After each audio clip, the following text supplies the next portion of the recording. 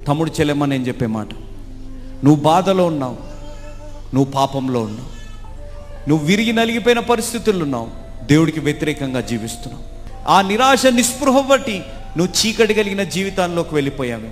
కానీ దేవుడు, ఆయన నిన్ను చూచే దేవుడు, నీ హృదయాన్ని మార్చగలిగిన దేవుడు, ఆయన సజీవుడైన దేవుడు.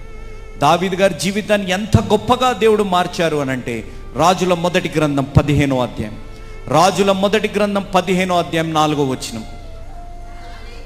దావీదు సంగతి యందు తప్ప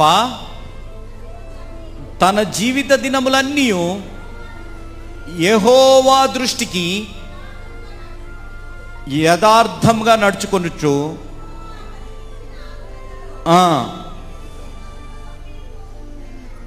ఎంతకాలం వరకమ్మా? యూరియా విషయంలో